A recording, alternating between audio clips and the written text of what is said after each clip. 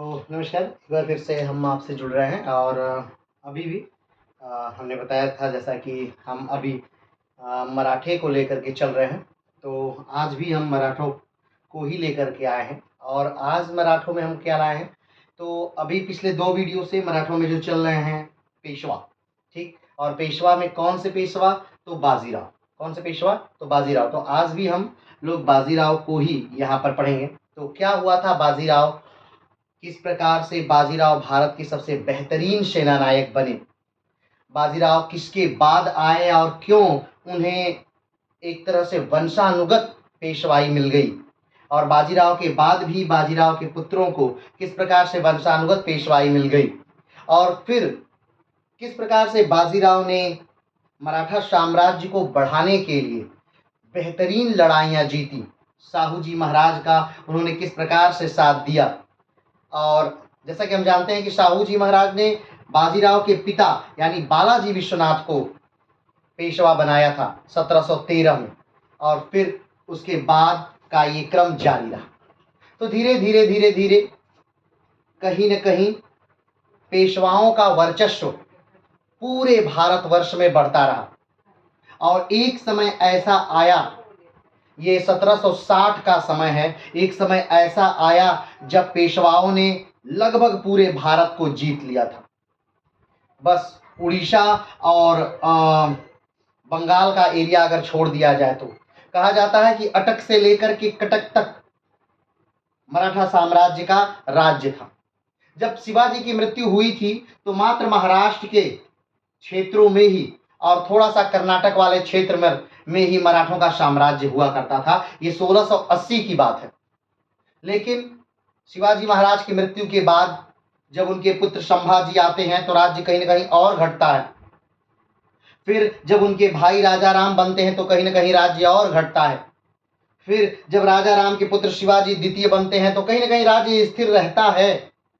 लेकिन जब बालाजी विश्वनाथ का शासन आता है या शाहू जी महाराज का शासन आता है तब ये मराठा साम्राज्य धीरे धीरे बढ़ने लगता है। और बालाजी विश्वनाथ के समय बालाजी विश्वनाथ ने अपने बेहतरीन प्रयासों से मराठों के साम्राज्य को उत्कर्ष तक पहुंचाया, और उनके बालक बाजीराव ने मराठा साम्राज्य को और आगे लेके गए।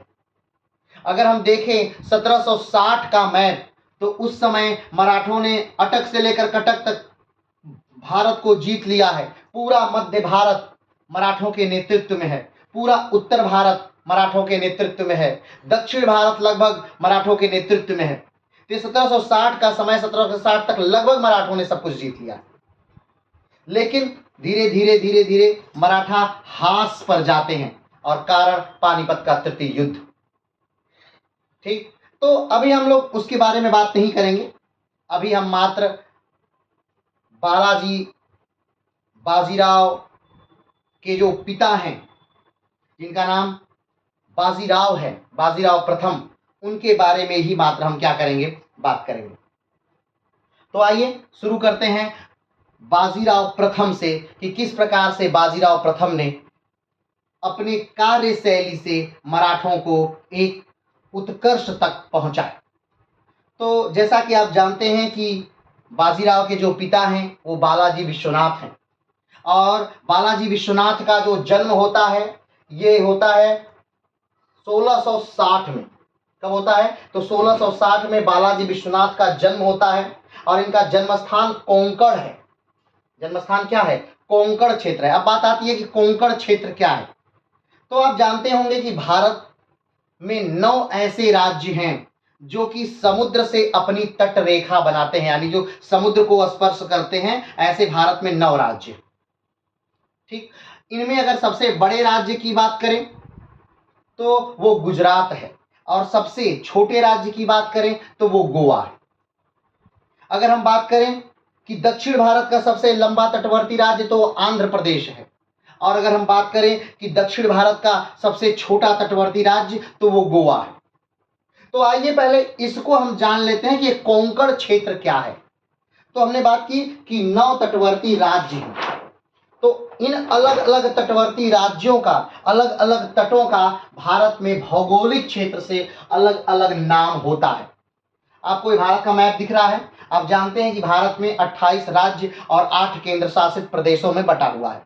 भारत का सबसे बड़ा राज्य क्षेत्रफल की दृष्टि से अगर देखा जाए तो राजस्थान है। भारत का सबसे छोटा राज्य अगर क्षेत्रफल की दृष्टि से देखा जाए तो गोवा है। भारत का सबसे अधिक जनसंख्या वाला राज्य उत्तर प्रदेश है और भारत का सबसे कम जनसंख्या वाला राज्य सिक्किम है। भारत का सबसे अधिक जनसंख्या घनत्व वाला राज्य बिहार है और भारत का सबसे अधिक जनसंख्या घनत्व वाला केंद्र शासित प्रदेश दिल्ली है। ठीक, लेकिन हम यहाँ बात कर रहे हैं तटवर्ती क्षेत्रों के बारे में। तो भारत के कुल कितने तटवर्ती राज्य हैं? तो भारत के कुल 9 तटवर्ती राज्य हैं। ठीक है, इनके नाम देख लीजिए। तो गुजरात, महाराष्ट्र, गोवा, कर्नाटक, केरल, तमिलनाडु, आंध्र प्रदेश, उड़ीसा और पश्चिम बंगाल। ये 9 भारत के ऐसे राज्य हैं जो तटों को छूते हैं, यानी समुद्र से अपनी तटरेखा बनाते हैं। ऐसे देश जो कि समुद्र से अपनी तटरेखा नहीं बनाते, जो समुद्र जिनको एक्सेस नहीं मिलता, ऐसे देशों को लैंड लॉक्ड कंट्री कहते हैं। और लैंड लॉक्ड जो कंट्रियां हैं वो भारत में सबसे बड़ी कंट्री की अगर बात करें तो कजाकिस्तान है। ठीक, कौन सी कंट्री है? कजाकिस्तान। तो कजाकिस्तान कहाँ है? तो अगर हम वर्ल्ड मैप में बात करें कि कजाकिस्तान कहाँ है, तो कजाकिस्तान जो है वो एशिया की ही एक कंट्री है कजाकिस्तान। और कजाकिस्तान को भारत का विश्व का सबसे बड़ा लैंड लॉक्ड कंट्री के नाम से जाना जाता है। तो आइए सबसे पहले इन 9 राज्यों को देख लीजिए। तो सबसे बड़ा जो राज्य है वो गुजरात है। आप देख रहे हैं यहाँ से लेकर के ये पूरा जो राज्य फैला हुआ है ये गुजरात है। ठीक है, तो गुजरात सबसे बड़ा तटवर्ती राज्य है। क्या है? गुजरात सबसे बड़ा तटवर्ती राज्य है। और गुजरात का ये जो उत्तर वाला ये वाला जो भाग है जो आप देख रहे हैं ना, कच्छ, ये जो है ये इसे कहते हैं कच्छ प्रायद्वीपीय तट। ये वाला जो भाग है इसे क्या कहते हैं? कच्छ प्रायद्वीपीय तट। और ये वाला जो भाग है इसको कहते हैं काठियावाड़ प्रायद्वीपीय तट। ठीक है, गुजरात का ये यहां से ऊपर वाला भाग, ठीक है, कच्छ की खाड़ी से ऊपर वाला भाग कच्छ प्रायद्वीपीय तट के नाम से जाना जाता है और इसके नीचे वाला भाग काठियावाड़ प्रायद्वीपीय तट के नाम से जाना जाता है। ठीक, अब उसके नीचे आते हैं, गुजरात के नीचे आते हैं तो यहां से लेकर के यहां तक, यानी पूरा महाराष्ट्र और गोवा, पूरा गोवा और महाराष्ट्र का ये जो भाग है इसे हम कोंकण तट के नाम से जानते हैं। किस नाम से जानते हैं? तो कोंकण तट के नाम से जानते हैं। ठीक है, ये पूरा जो कर्नाटक वाला क्षेत्र है इसे कन्नड़ तट के नाम से जानते हैं। किस नाम से जानते हैं? कन्नड़ तट के नाम से जानते हैं। ठीक है, ये जो पूरा केरला वाला भाग है ये मालाबार तट के नाम से जाना जाता है। क्या नाम है इसका? केरला वाले पूरे भाग का मालाबार तट। आपको याद होगा कि इसी तट पर सबसे पहले पुर्तगाली आए थे। और कौन आया था? तो वास्को डिगामा आया था, 1498 में आया था और कालीकट तट पर उतरा था। किस तट पर उतरा था? कालीकट तट पर सबसे पहले पुर्तगाली यात्री, यूरोपीय पुर्तगाली यात्री वास्को डिगामा भारत की जल मार्ग की जब खोज करता है तो इस यहीं पर आके कालीकट तट पर उतरता है। तो यही केरल वाले के तट को मालाबार तट कहते हैं और इसी मालाबार तट के कालीकट तट पर सबसे पहले उतरता है कौन? वास्को डिगामा, जो पुर्तगाल का निवासी है। और पुर्तगाल कहाँ है? तो यूरोप का एक कंट्री है। चलिए आगे बढ़ते हैं। तो मालाबार तट के बगल यानी केरल के बगल में एक राज्य है तमिलनाडु। तो जो तमिलनाडु का ये पूरा तट है यहां से लेकर के यहां तक, इसको कहते हैं कोरोमंडल तट। क्या कहते हैं? तो तमिलनाडु के पूरे तट को कहते हैं कोरोमंडल तट। ठीक है, तमिलनाडु के जस्ट ऊपर आंध्र प्रदेश है। ठीक है, ध्यान रखिएगा तेलंगाना जो है वो समुद्र में एक्सेस नहीं पाता है। तेलंगाना को समुद्र में एक्सेस नहीं मिला है। तो आंध्र प्रदेश वाला ये जो तट है इसे कहते हैं उत्तरी सरकार तट। आंध्र प्रदेश के तट को क्या कहते हैं? उत्तरी सरकार तट। ठीक है, और उड़ीसा के तट को क्या कहते हैं? उत्कल तट। आपको याद होगा जब राष्ट्रगान गाते हैं, जनगण मन अधिनायक जय हे, जब आप गाते हैं तो उसमें उत्कल शब्द आता है। उसमें लगभग राष्ट्रगान में प्रयास किया गया है कि सारे राज्यों का नाम ले लिया जाए। तो वो उत्कल तट, उत्कल यानी उड़ीसा तट को कहा जाता है। उड़ीसा का ये जो तट है इसे उत्कल तट कहा जाता है। और पश्चिम बंगाल का ये जो तट है उसे बेंगी तट कहा जाता है।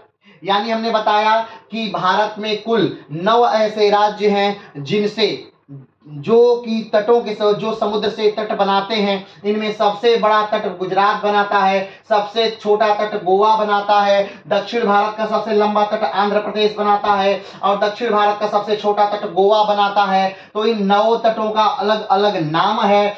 सबसे पहले गुजरात के इस कच्छ वाले भाग को कच्छ प्रायद्वीपीय तट कहते हैं, काठियावाड़ वाले भाग को काठियावाड़ प्रायद्वीपीय तट कहते हैं, महाराष्ट्र और गोवा के तट को मिलाकर कोंकण तट कहते हैं और कर्नाटक के तट को कन्नड़ तट कहते हैं, केरल के तट को मालाबार तट कहते हैं, तमिलनाडु के तट को कोरोमंडल तट कहते हैं, आंध्र प्रदेश के तट को उत्तरी सरकार तट कहते हैं और उड़ीसा के तट को उत्कल तट कहते हैं और पश्चिम बंगाल के तट को बैंगी तट कहते हैं। आप जानते हैं कि भारत का सबसे आखिरी बिंदु इंदिरा पॉइंट है जो बृहद निकोबार में है। भारत का सबसे उत्तरी बिंदु इंदिरा कौल है। भारत का सबसे पूर्वी बिंदु अरुणाचल प्रदेश में कीबीथू है। भारत का सबसे पश्चिमी बिंदु गुजरात में गुहार मोती है।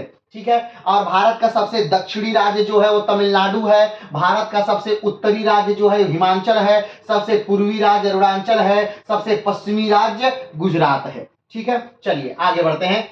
हाँ, एक बात और, बार बार आज की वीडियो में मालवा का जिक्र होगा। क्यों? क्योंकि मालवा को ये जीते हैं। ठीक है, तो ध्यान रखिएगा, ये है मध्य प्रदेश। ठीक है, ये पूरा जो एरिया है मध्य प्रदेश का है और मध्य प्रदेश का ये वाला जो भाग है, ठीक है, ये वाला जो मध्य प्रदेश का भाग है, इसी को मालवा कहते हैं या इसी को मालवा का पठार के नाम से भी जाना जाता है। तो मालवा, इस मध्य प्रदेश वाले भाग को मालवा कहते हैं और ये वाला जो भाग है इसे बुंदेलखंड कहते हैं। ठीक है, बुंदेलखंड अलग है, बघेलखंड अलग है, मालवा अलग है। ठीक है, तो हम इसको वैसे भूगोल में पढ़ेंगे, लेकिन जब आप इतिहास पढ़ रहे हैं और इन चीजों को नहीं जानेंगे तो कनेक्ट नहीं कर पाएंगे। ठीक है, तो आपको जैसा पता है कि कोंकण तट में जन्म होता है किसका? तो बालाजी विश्वनाथ का। और कब जन्म होता है? तो 1660 में बालाजी विश्वनाथ का जन्म कोंकण तट में होता है। ठीक है, बालाजी विश्वनाथ भट्ट परिवार से हैं, यानी ब्राह्मण परिवार से हैं। इनके पिता श्री वर्धन हैं। ठीक है, और ये लोग जो है वो जंजीरा के सिद्धि में जो सिद्धीज हैं, मान वहां के जो राजा हैं, वहां पर अपनी सेवाएं देते हैं। कोंकण तट जो है वहां पर सिद्धीज रहते थे। अब सिद्धीज कौन है इसको हम बाद में विस्तारित करेंगे। ठीक है, अभी बस इतना जानिए कि जो पेशवा थे बालाजी विश्वनाथ का परिवार, ये सिद्धीज के दरबारों में सेवा दिया करता था। आपको पता है कि मराठे जो हैं वो राजस्थान वाले इलाके से आए हैं, जो उदयपुर वाला इलाका है। ठीक है, वहां से आए हैं मराठे। और मराठा जो शब्द है ये मराठा से निकला है और मराठा का अर्थ होता है मृत्यु के बाद हटने वाला। ठीक है, हमने ये भी बताया था कि मराठा जो है 6वीं से 8वीं शताब्दी के मध्य इनका जिक्र होता है। हमने ये भी बताया था कि मराठे कहीं न कहीं राजपूतों से ही निकले हैं। हमने ये भी बताया था कि मराठों ने सबसे पहले सैनिक सेवा जो दी थी वो दक्षिण में दी थी। ठीक है, तो ये सारी बातें हम कर चुके हैं। तो अभी हम बस पेशवाओं पर कंसंट्रेट कर रहे हैं। तो हमने आपको बताया था कि 1713 में शाहू जी महाराज जब पेशवा बनाते हैं तो किसको बनाते हैं? तो बालाजी विश्वनाथ को बनाते हैं। अब बात आती है कि 1713 में बालाजी विश्वनाथ को ही पेशवा क्यों बनाया जाता है? तो बात यूं है कि जब 1707 में औरंगजेब की मृत्यु के बाद औरंगजेब का जो ज्येष्ठ पुत्र है जिसका नाम है बहादुर शाह, ठीक, वैसे तो औरंगजेब का जो बहुत सारे पुत्र की मृत्यु भी हो गई है औरंगजेब के शासनकाल के अंदर ही, लेकिन जब औरंगजेब मरता है तो उसके पुत्रों में भी उत्तराधिकार का युद्ध होता है और उसके उत्तराधिकार के युद्ध में जो जीतता है उसका नाम है बहादुर शाह प्रथम। तो बहादुर शाह प्रथम क्या करता है? तो वो जितने औरंगजेब ने उत्पात मचाए हैं, सबको नाराज किया है, उन सबको कहीं न कहीं खुश करने का प्रयास करता है। उस खुश करने के प्रयास में ही उसने मराठों के शाहू जी महाराज को क्या कर दिया? छोड़ दिया। आपको याद होगा कि दक्षिण में इस समय मराठों का नेतृत्व कौन कर रहा है? तो ताराबाई नामक महिला कर रही है। ताराबाई कौन है? तो ताराबाई जो है ये राजा राम की विधवा है। अब ये राजा राम कौन है? तो राजा राम जो है वो शिवाजी के पुत्र हैं। ठीक है, शिवाजी के 8 पत्नियां थी और 8 पत्नियों से 2 मूलतः उत्तराधिकारी निकले, एक संभाजी और एक राजा राम। तो शिवाजी के मरने के बाद 1680 में जब शिवाजी मरते हैं तो उनके पुत्र जो संभाजी हैं वो कहीं न कहीं गद्दी के वारिस होते हैं और वो गद्दी पर बैठते हैं। लेकिन जब संभाजी को औरंगजेब द्वारा मार दिया जाता है 1689 में। तब उसके बाद गद्दी पर कौन बैठेगा इस बात का जिक्र होता है, क्योंकि जो संभाजी के पुत्र साहू जी महाराज हैं इनको कैद कर लिया है औरंगजेब ने। ठीक है, तो अब औरंगजेब की कैद में है तो गद्दी पर कौन बैठेगा। तब संभाजी के जो भाई है जिनका नाम राजा राम है, जो शिवाजी के ही दूसरी पत्नी से पुत्र हैं, उनको गद्दी पर बैठा दिया जाता है। तो साहू जी जो राजा राम है गद्दी पर बैठते हैं 1689 में, और 1689 से लेकर 1700 तक राजा राम राज करते हैं, और फिर इनकी भी बहुत जल्दी मृत्यु हो जाती है। 1700 में जब राजा राम मरते हैं उस समय भी साहू जी महाराज को नहीं बैठाया जा सकता, क्योंकि साहू जी महाराज 1689 से लेकर के अभी तक औरंगजेब के कब्जे में है। तो 1700 में क्या किया जाता है, तो राजा राम के जो पुत्र हैं जिनका नाम क्या है, तो उनका नाम है शिवाजी द्वितीय। ठीक है, तो शिवाजी द्वितीय को 1700 में क्या बना दिया जाता है, तो राजा बना दिया जाता है, और शिवाजी द्वितीय 1700 से 1707 तक राज्य करते हैं। तो शिवाजी द्वितीय जो है वो मात्र 4 वर्ष के हैं, तो वो राज्य कार्य कैसे चला पाएंगे, तो इसलिए शिवाजी द्वितीय की संरक्षिका बनकर ताराबाई 1700 से और 1707 तक राज्य करती हैं। लेकिन जब 1707 में औरंगजेब की मृत्यु होती है और उसका पुत्र बहादुर शाह जफर बहादुर शाह गद्दी पर बैठता है, तो वो क्या करता है कि छोड़ देता है साहू जी महाराज को, ताकि वो दक्षिण में आए, मराठा साम्राज्य में आए और अपने राज्य की मांग करें, और कहीं ना कहीं मराठाओं में गृह युद्ध चले। और होता भी यही है, साहू जी महाराज दक्षिण में आ जाते हैं, मराठाओं से अपने राज्य की मांग करते हैं, और ताराबाई से क्या होता है, युद्ध होता है। तो उस समय साहू जी महाराज का साथ जो है वो देते हैं बालाजी विश्वनाथ।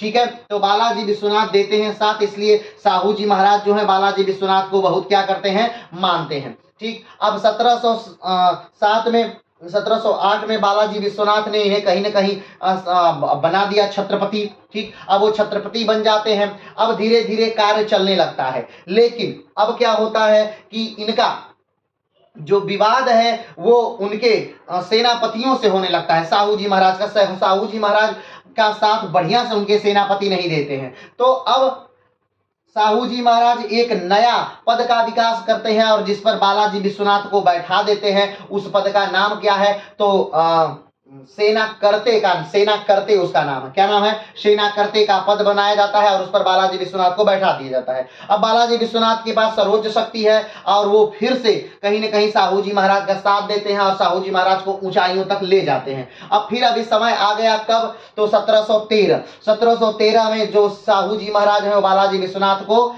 पदवी दे देते हैं। कौन सा, पेशवा की पदवी दे देते हैं। अब ध्यान रखिएगा, ये जो अष्टप्रधान का ये जो चीजें हैं, इसका निर्माण शिवाजी महाराज ने अपने शासनकाल में किया था, शासन को सुचारू ढंग से और सही ढंग से चलाने के लिए। अब जो अष्टप्रधान का निर्माण किया गया था, तो अष्टप्रधान में सबसे ऊपर जो पद रखा गया उसे क्या रख दिया गया, नाम पेशवा। पेशवा जो शब्द है वो फारसी शब्द है, जिसका अर्थ होता है श्रेष्ठ।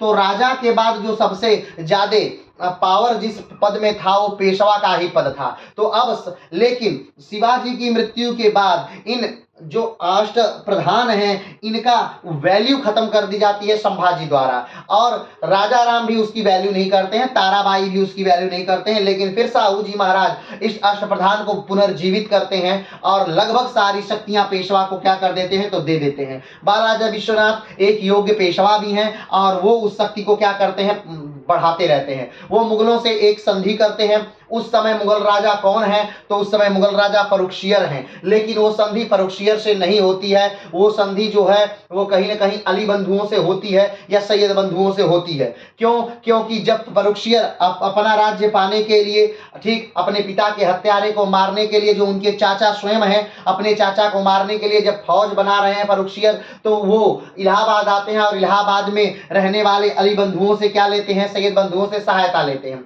सहायता लेकर के फर्रुखशियर अपने चाचा को मार करके खुद राजा तो बन जाते हैं, लेकिन फर्रुखशियर ये महसूस करते हैं कि जो शक्ति है वो फर्रुखशियर के पास नहीं है, क्योंकि एक अली भाई जो है वो वित्त मंत्री बन जाता है, और दूसरा अली भाई या सैयद बंधु जो है वो सेनापति बन जाता है। अब दो इस जो ताकत है सेना की वो भी उनके हाथ में, और जो वित्त यानी धन का पावर है वो भी उन्हीं के हाथ में। तो फर्रुखशियर मात कठपुतली बन के रह जाते हैं। अब फर्रुखशियर क्या चाहते हैं, मारना चाहते हैं किसको, तो ये सैयद बंधुओं को। लेकिन सैयद बंधुओं को पता चल जाता है, और सैयद बंधु क्या करते हैं, तो मराठों के से सहायता लेते हैं। उस समय मराठा पेशवा कौन है, तो बालाजी विश्वनाथ हैं, जो मराठाओं को क्या देते हैं, जो मुगलों को सहायता देते हैं। और 15,000 घुड़सवार सेना दी जाती है, जिसके जो जा करके फर्रुखसियर की क्या कर देती है, हत्या कर देती है। और उसके बाद रफी उल दर्जत को क्या बना दिया जाता है, राजा बना दिया जाता है। और बात वही आती है कि यहीं पर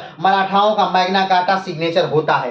अब अपने पूरे जीवन में ऐसे ही बालाजी विश्वनाथ कहीं न कहीं मराठाओं को बहुत आगे तक, दूर तक लेकर के जाते हैं। अब बालाजी विश्वनाथ की मृत्यु हो जाती है। कब मृत्यु होती है, तो 1720 में बालाजी विश्वनाथ की मृत्यु हो जाती है। लेकिन अब जो पेशवा का पद है वो क्या हो गया है, तो वंशानुगत हो गया है। और बालाजी विश्वनाथ की मृत्यु के बाद उन्हीं के ही पुत्र, जिनका नाम बाजीराव है, उनको क्या दे दिया जाता है, तो गद्दी पेशवा की दे दी जाती है। ठीक, बाजीराव को भारत का लगभग सबसे योग्य सेनापति माना जाता है। क्यों कि और उन्हें अपराजित हिंदू कहा जाता है, क्योंकि वो 400 से 500 सालों में आज तक कभी जो है बाजीराव, वो कभी हारे नहीं हैं। बाजीराव की अगर बहुत बेहतरीन चीजों को देखें तो बाजीराव मात्र 500 सैनिकों के साथ, तो उन्हीं बाजीराव के बारे में आज हम क्या कर रहे हैं, तो पढ़ रहे हैं। तो बाजीराव के बारे में एक और चीज मिलती है कि एक बार जो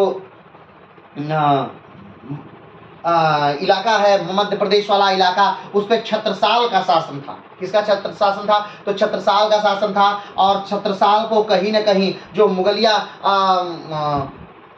लोग हैं वो परेशान कर रहे हैं। खासतौर पे इलाहाबाद के इलाके वाला मुगलिया एरिया, इनको काफी ज्यादा परेशान कर रहा है छत्रसाल को। तो छत्रसाल उस समय के पेशवा यानी कि बाजीराव से सहायता मांगते हैं। बाजीराव उन्हें सहायता देते हैं।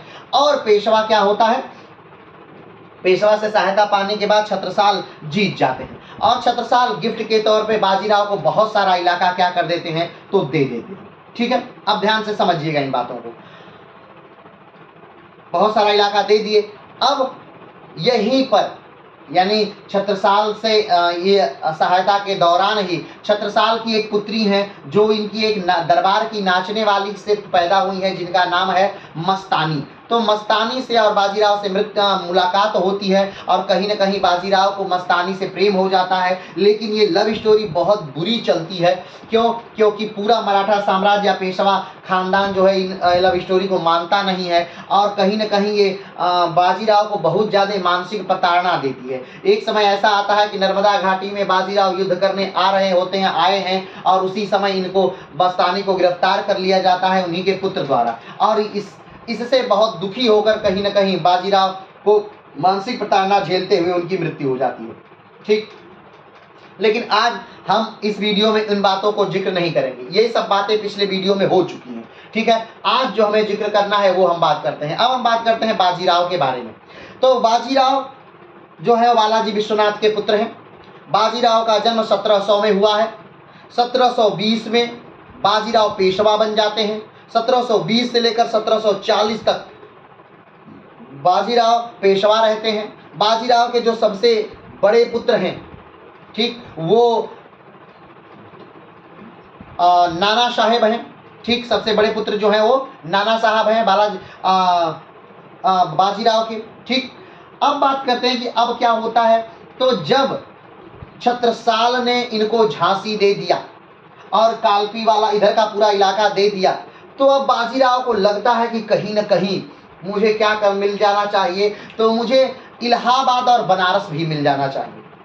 तो अवध के नवाब के पास बाजीराव एक संदेशा भेजते हैं। ध्यान दीजिएगा, ये सहायता करते हैं छत्रसाल की और छत्रसाल इनको क्या दे देते हैं, तो झांसी दे देते हैं। अब झांसी और आसपास का इलाका अपने कब्जे में आने के बाद बाजीराव चाहते हैं कि मेरे अंडर में बनारस और इलाहाबाद भी रहे। तो वो मांगते हैं अवध के नवाब, ठीक है, उनसे मांगते हैं सादत खान से कि भाई आप हमें बनारस और इलाहाबाद दे दीजिए। अब सादत खान मना कर देते। ठीक, अब क्या होता है कि ये जो हैं बाजीराव ये आक्रमण अपने एक सेनापति के द्वारा आक्रमण करवा देते हैं। ठीक, लेकिन कहीं न कहीं वो मराठा इस युद्ध में हार जाते हैं। ठीक है, तो आइए इन बातों को बड़े बेहतरीन तरीके से हम क्या करते हैं, देखते हैं अक्षरशः कि क्या क्या हुआ है। सबसे पहले बाजीराव प्रथम, इनका नाम क्या है, बाजीराव प्रथम है। ये कब से कब तक, 1720 से लेकर 1740 तक। जन्म कब हुआ था, 1700 में। मृत्यु कब हुई, 1740 में। पिता कौन है, बालाजी विश्वनाथ। चलिए आगे बढ़ते हैं। जब कालपी और झांसी ये दोनों बाजीराव प्राप्त कर लिया। कब प्राप्त करते हैं झांसी? तो 1729 में। ठीक है, 1729 में ही ये सहायता करते हैं किसकी? तो छत्रसाल की। और 1729 में ही छत्रसाल जीत जाते हैं और 1729 में ही छत्रसाल इनको झांसी गिफ्ट के तौर पर दे देते हैं और भी बहुत सारी जागीरें इनको गिफ्ट के तौर पर दे देते हैं। तो जब बाजीराव को झांसी मिलती है तो इनको लगता है कि बनारस और इलाहाबाद भी मेरे कब्जे में होना चाहिए था। तो जब कालपी और झांसी ये दोनों बाजीराव ने प्राप्त कर लिया, तब उसने अवध के नवाब शहादत खां से वाराणसी और इलाहाबाद की जागीर की मांग की। ठीक है, जब ये प्राप्त कर लिए कौन? झांसी और कालपी, ये दो जगह प्राप्त कर लिए बाजीराव। तब इनको लगा बाजीराव की कि अब पास में इलाहाबाद इतना बेहतरीन क्षेत्र है, गंगा का एरिया है, और बनारस इतना बेहतरीन क्षेत्र है, गंगा का एरिया है, तो ये दोनों भी मुझे मिल जाना चाहिए। तो उस समय अवध के नवाब जो है वो शहादत खान है, तो शहादत खान से के पास से रिक्वेस्ट भेजते हैं कि भाई हमें बनारस और इलाहाबाद क्या कर दिया जाए? दे दिया जाए। अब कोई भी अपना इतना उपजाऊ क्षेत्र किसी को क्यों देना चाहेगा? क्योंकि ये जो क्षेत्र है गंगा यमुना का बेल्ट है और ये सबसे ज्यादा उपजाऊ क्षेत्रों में से एक क्षेत्र है।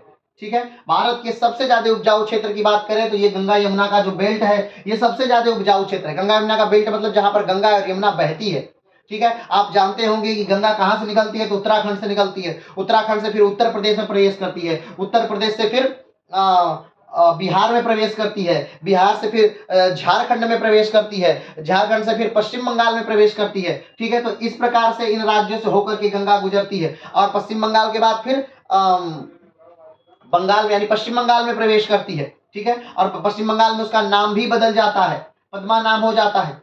ठीक है, आगे बढ़ते हैं। तो जब शहादत खान से कहा कि भाई हमें इलाहाबाद और वाराणसी दे दी जाए, तो शहादत खान ने, स्वाभाविक बात है कोई भी व्यक्ति होगा तो मना ही कर देगा। शहादत खान भी क्या कर देते हैं? मना कर देते हैं कि हम आपको क्यों दें, बनारस और इलाहाबाद क्यों दें। तो अब इस बात से नाराज हो गए क्योंकि भाई उस समय ताकत है मराठों के पास, तो जब जिसके पास ताकत होती है वो कहीं कुछ भी कर सकता है। ठीक है, तो अब नाराज हो जाते हैं और नाराज जो है वो शहादत खान ने जब वाराणसी और इलाहाबाद देने से मना कर दिया, तब बाजीराव ने मल्हार राव होलकर के नेतृत्व में एक सेना भेजी।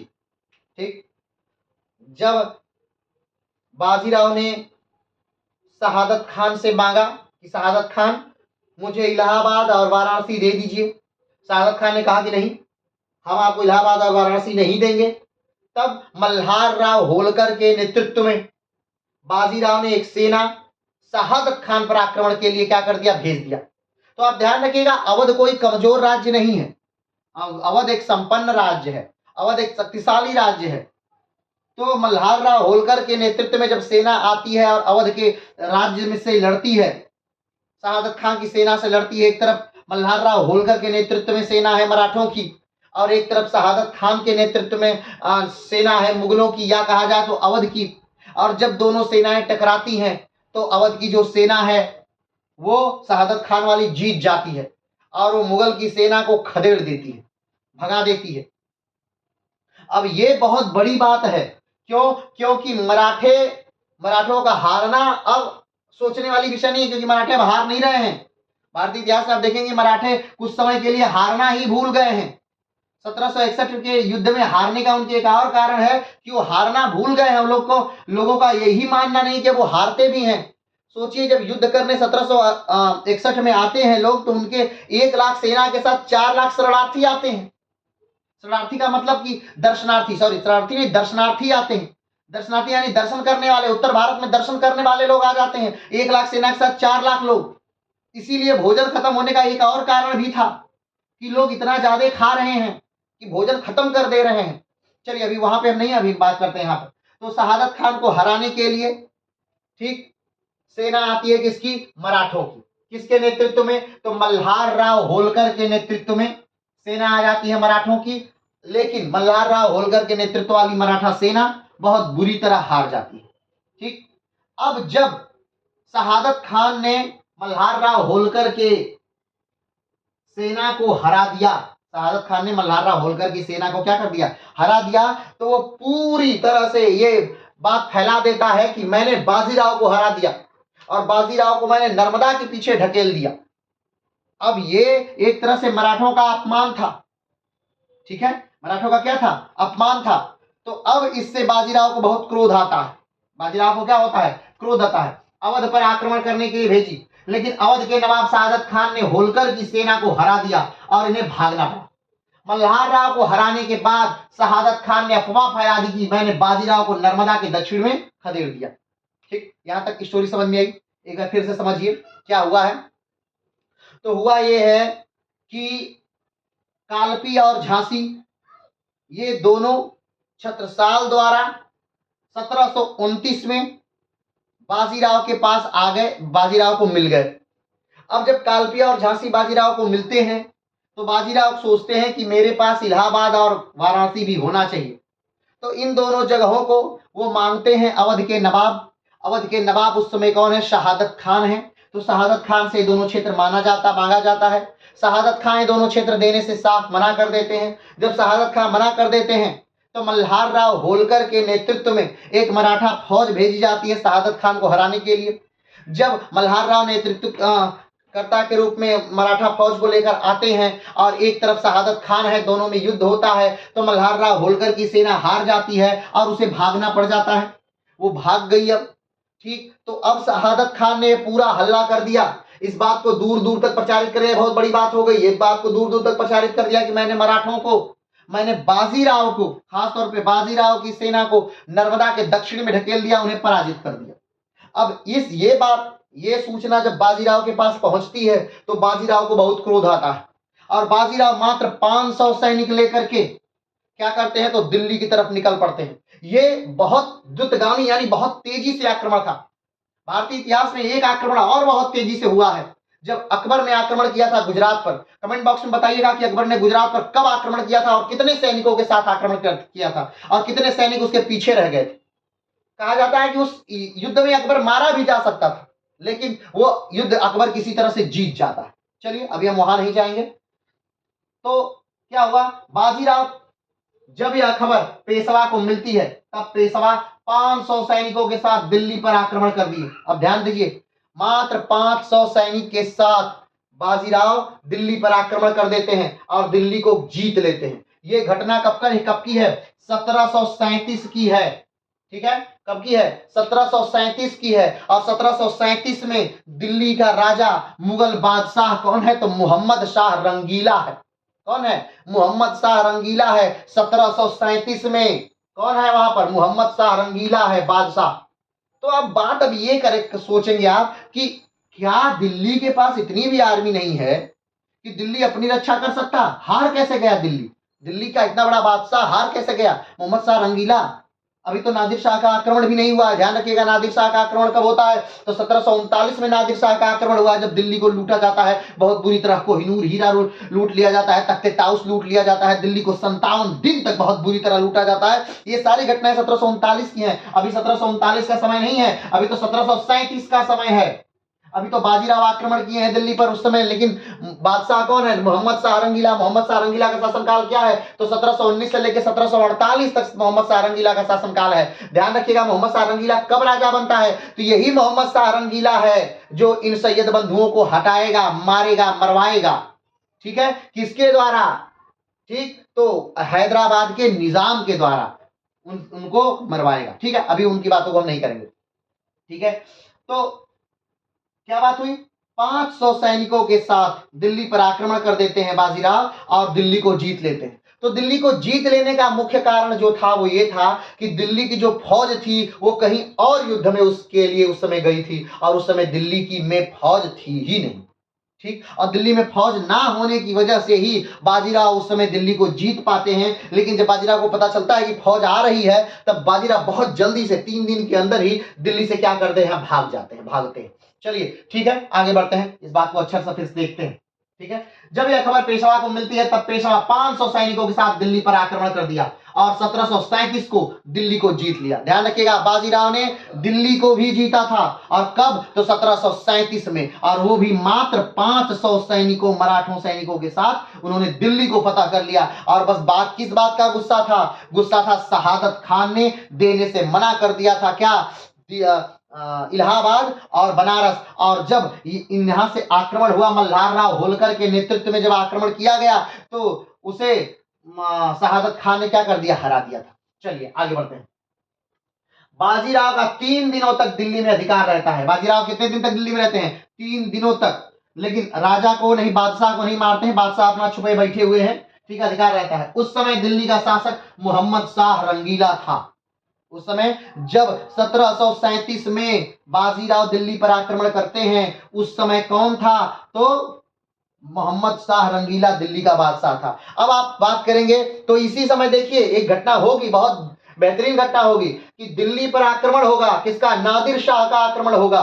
कब, 1739 में। तो ध्यान रखिएगा 1739 में जब नादिर शाह का आक्रमण होता है तो दिल्ली में बादशाह कौन है, तो दिल्ली में बादशाह है मोहम्मद शाह रंगीला।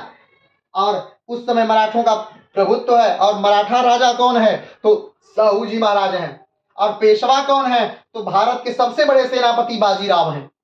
तो ध्यान दीजिएगा, इन सारे कनेक्शनों को एक साथ मिला के चलिएगा कि साहू जी महाराज, उनके पेशवा बाजीराव, उस समय दिल्ली पर राजा मोहम्मद शाह रंगीला, और उस समय 1739 में नादिर शाह का आक्रमण, और उससे पहले दिल्ली पर आक्रमण कर चुके हैं कौन, बाजीराव। कब, 1737।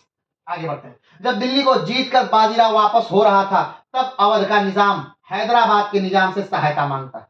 ठीक, अब बाजीराव दिल्ली को जीत लिए हैं 1737 में। अब दिल्ली को जीतकर जब वो वापस आ रहे हैं दक्षिण में महाराष्ट्र की तरफ, तब जो अवध के नवाब हैं वो हैदराबाद के निजाम के पास सूचना भेजते हैं। नवाब के पास सूचना भेजते हैं, कहते हैं कि देखिए बहुत कम से सेना लेकर के जा रहे हैं बाजीराव, और इनको क्या करिए, आप कहीं ना कहीं घेर लीजिए और रास्ते में ही इनको क्या कर दीजिए, मार दीजिए। ठीक, हैदराबाद के निजाम उनकी बात मान लेते हैं और निजाम ने बाजीराव को घेर लिया। 1737 में एक युद्ध हुआ जिसे भोपाल का युद्ध कहते हैं। यही देखिए, कल इसमें के बारे में हम लोग बात किए थे कि भोपाल का युद्ध, तो भोपाल का युद्ध कब हुआ है, 1737 में हुआ है। और कब हुआ है, जब दिल्ली को लूट करके बाजीराव आ रहे हैं, दिल्ली को जीत करके बाजीराव आ रहे हैं। तब रास्ते में निजाम ने, जो हैदराबाद के निजाम है, वो भोपाल अपनी सेना लेकर उत्तर की तरफ आते हैं और वहीं घेर लेते हैं इनको। किसको, तो बाजीराव को घेर लेते हैं और वहीं पर युद्ध होता है। इसे भोपाल का युद्ध कहते हैं। और भोपाल का युद्ध भी बाजीराव क्या करते हैं, तो जीत जाते हैं। ठीक है, यहीं पर हैदराबाद के निजाम ने बाजीराव को घेर लिया। भोपाल का युद्ध 1737 में हुआ था। 1737 में बाजीराव और हैदराबाद निजाम के बीच युद्ध हुआ और इसे दुरई सराय की संधि होती है। इस युद्ध के बाद, यानी भोपाल के युद्ध के बाद, 1737 में भोपाल के युद्ध के बाद दुरई सराय की क्या होती है, संधि होती है। लेकिन ये संधि कब होती है, 1738 में। तो ध्यान रखिएगा, दुरई सराय की संधि कब होती है, 1738 में। लेकिन भोपाल की का युद्ध कब होता है, 1737 में। और दिल्ली को बाजीराव कब जीतते हैं, 1737 में। ठीक, और नादिर शाह दिल्ली पर कब आक्रमण करता है, 1739 में। उस समय दिल्ली का शासन कौन है, मोहम्मद शाह रंगीला। ठीक है, ये सारी बातें एक साथ कनेक्ट करिएगा कहीं ना कहीं। आगे बढ़ते हैं। मराठा संघ का निर्माण। अब जब बाजीराव हैं, उसी समय बाजीराव मराठाओं को बनाने के लिए, मराठाओं के संघ को बेहतरीन करने के लिए, उनके संघ को बहुत बेहतरीन रखने के लिए मराठाओं को अलग अलग भागों में बांटते हैं, ताकि जब कभी पेशवा कमजोर हो, पेशवा कहीं सैनिक भेजना हो, कहीं युद्ध करना हो, कहीं और कोई बात हो, तो पेशवा एक साथ कार्य कर सके, एक साथ मराठा लड़ सके। उसके लिए क्या करते हैं, तो यही कहीं ना कहीं ये जो विभाजन है मराठाओं का संघ का, जो निर्माण है, ये कहीं ना कहीं मराठाओं के विनाश का कारण भी हो रहा होता है बाद में, ताकि मराठा शक्ति बाद में धीरे धीरे टूट जाती है और सब लोग अपना अपना आधिपत्य समझने लगते हैं और मराठा शक्ति कमजोर हो जाती है। ठीक है, तो ग्वालियर में जो है वो सिंधिया परिवार। तो ध्यान रखिएगा, आज तक जो आप सिंधिया सुने होंगे, जितने नाम के पीछे सिंधिया आप सुनते होंगे, मराठा है। ठीक है, वो ग्वालियर घराने के हैं, ग्वालियर में रहते हैं और ग्वालियर में रहने वाले सिंधिया परिवार हुए।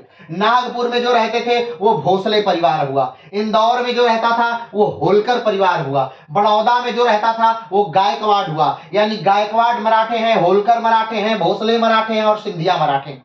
ये सब क्या है, ये मराठों का परिवार है। आज भी ये लोग हैं, प्रॉपरली आज भी ये लोग हैं, बड़ी संख्या में हैं। तो सिंधिया, ग्वालियर, भोसले, नागपुर, होलकर, इंदौर और गायकवाड़, बड़ौदा। ठीक है, तो इस प्रकार से इनके समय में बाजीराव के समय में मराठा संघ का क्या होता है, निर्माण होता है। तो इस मराठा संघ की स्थापना बाजीराव के समय में हुई थी, जो पेशवा के कमजोर होने पर मराठा साम्राज्य को आगे ले जाएंगे। यानी इसलिए इसका निर्माण हुआ था ताकि जब कभी मराठे कमजोर हों तो ये सब एक साथ मिलकर उन्हें और मजबूती प्रदान करें, उन्हें और सैनिक शक्ति प्रदान करें और भी बहुत सारी चीजें प्रदान करें। आगे बढ़ते हैं। बाजीराव ने अपने 20 साल के कार्यकाल में इतनी लड़ाइयां जीती जितनी 400 से 500 सालों तक कोई सेनापति नहीं जीता है।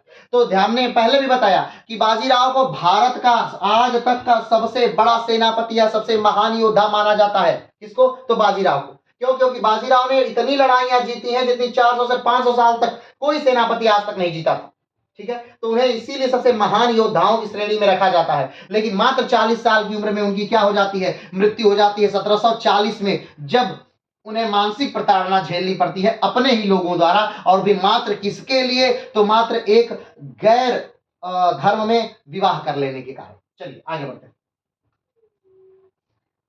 बाजीराव ने पूरे सेंट्रल इंडिया पर मराठों का राज्य कायम कर दिया। ठीक है, हम जब बाजीराव खत्म होंगे तो हम बताएंगे कि बाजीराव के मरने से पहले कहां तक मराठा साम्राज्य था और बाजीराव के मरने के बाद मराठा साम्राज्य का विस्तार कहां तक हुआ। आगे बढ़ते हैं। पूरे सेंट्रल इंडिया यानी मध्य भारत पर मराठों का साम्राज्य कायम कर दिया। उत्तर में भारत और मध्य में मराठों का साम्राज्य को क्या किया? विस्तारित किया। किसने? बाजीराव ने। बाजीराव ने अपने जीवन में सबसे बड़ी चुनौती मिलती है हैदराबाद के निजाम आसफ झा से। ठीक, ये कौन है? आसफ झा। यही हैदराबाद के निजाम है आसफ झा, और ये सबसे बड़ी चुनौती देते हैं किसको? तो बाजीराव को। क्यों? क्योंकि जो आसफ झा हैं ये मुगलिया सल्तनत के एक बेहतरीन वफादार नुमाइंदे थे, और इनको आदेश दिया जाता है कि आप जाइए सैयद बंधुओं को क्या करिए? खत्म करिए। और आसफ झा ही सैयद बंधुओं को खत्म करते पाते हैं। ये तो संन्यास ले चुके थे अपने राजनीतिक जीवन से, अपने जीवन से संन्यास ले चुके थे, सेनापतित्व जीवन से संन्यास ले चुके थे। लेकिन जब राजा को जरूरत महसूस होती है तब उनको बुलाते हैं और कहते हैं कि ये सैयद बंधु पूरे राज्य को खराब कर रहे हैं, इनको मारिए। तो सैयद बंधु को मार देते हैं और राजा इनको कहते हैं ठीक है अवध में जाइए, अवध का नवाब आपको बना देते हैं। लेकिन अवध में वो नहीं जाते हैं, आकर के वो दक्षिण में हैदराबाद रहने लगते हैं। और उन्हें अवध या दक्षिणा में क्यों भेजा जाता है? क्योंकि जब वो दरबार में रहते हैं तो उनको लगता है कि भाई साहब दरबार में बहुत गड़बड़ हो रहा है, और दरबार को सुधारने का प्रयास करते हैं। मोहम्मद शाह रंगीला के समय और आप जानते हैं कि मोहम्मद शाह रंगीला के समय दरबार की हालत बद से बदतर थी। वहां पर जो नेतृत्व था वो राजा कहीं नहीं चला रहा था, वो कहीं ना कहीं नाचने गाने और मुशायरा करने वाले लोग पूरे राज्य को चला रहे थे। इन्होंने साम्राज्य को कंट्रोल करने का प्रयास किया, ठीक करने का प्रयास किया, लेकिन इनको हटा दिया गया। कहा कि ठीक है आप जाइए।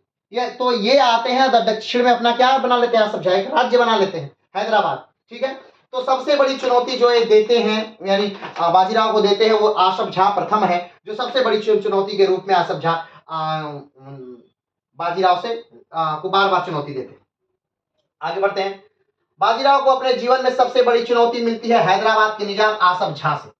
आगे, निजाम आसफ झा ने सबसे पहले मराठा चौक कलेक्टर को अपने राज्य से भगा दिया और संभाजी द्वितीय को साहू जी महाराज के विरोध में कोल्हापुर की गद्दी पर बैठा दिया। हमने बताया था कि एक बार बालाजी विश्वनाथ ने भी ये कार्य किया था, तो कहीं ना कहीं उनकी गद्दी जब चली गई तो फिर से ये आसफ झा जब आते हैं तो ये फिर से क्या करते हैं? कोल्हापुर में राजा बना देते हैं। किसको?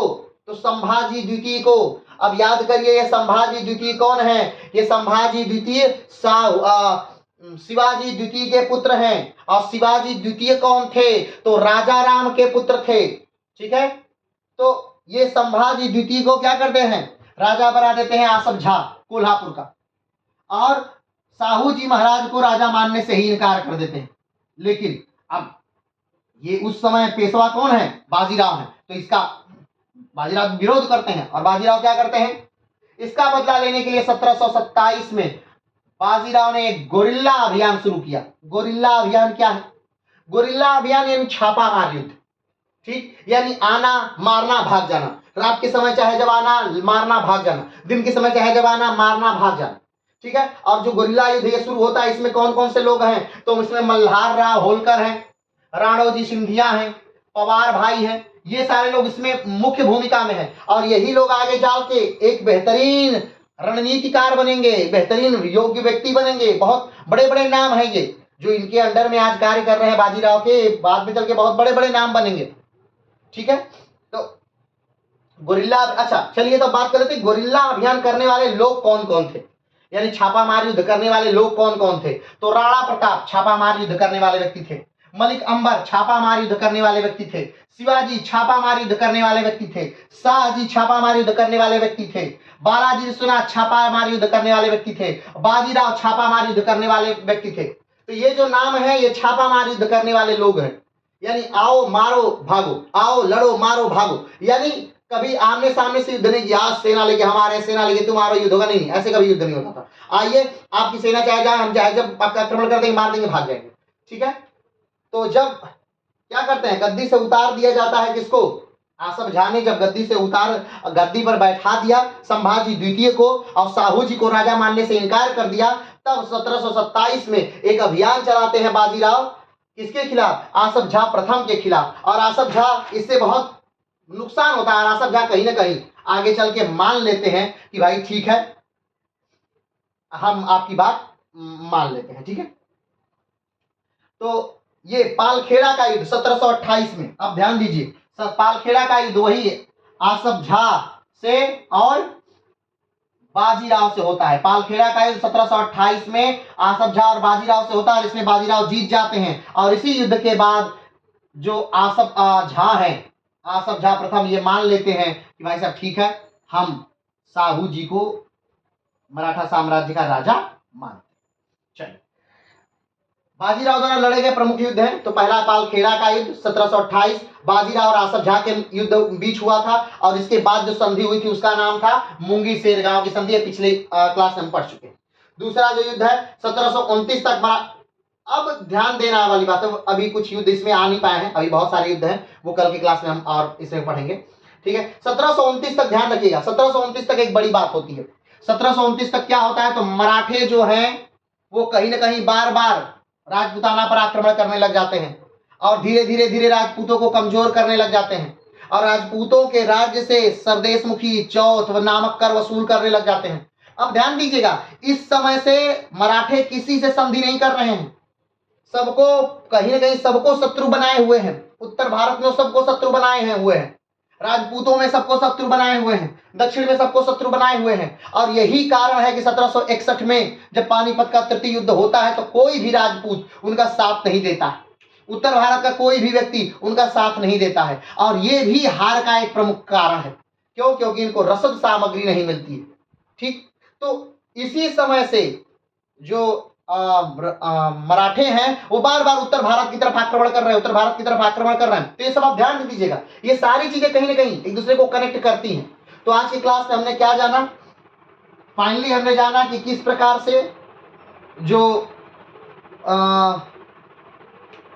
बाजीराव हैं ये दिल्ली पर आक्रमण करते हैं और दिल्ली को किस प्रकार से जीतते हैं, और दिल्ली को जीतकर जब आ रहे हैं तो किस प्रकार से हैदराबाद के निजाम उन पर आक्रमण करते हैं। भोपाल का युद्ध होता है और भोपाल के युद्ध में भी हैदराबाद के निजाम हार जाते हैं और वहां पर भी जो है बाजीराव जीत जाते हैं। और बाजीराव किस प्रकार से मराठा संघ का निर्माण करते हैं, ग्वालियर की सिंधिया, नागपुर में भोसले, इंदौर में होलकर, बड़ौदा के गायकवाड़, इनका निर्माण करते हैं और किस प्रकार से अभी आगे बढ़ते हैं। तो अभी एक दिन और चलेंगे बाजीराव प्रथम, ठीक है, उसके बाद ये कल की क्लास के बाद शायद बाजीराव प्रथम खत्म हो जाएंगे। तो आज के लिए इतना ही, फिर मिलते हैं एक नए क्लास में। जय हिंद।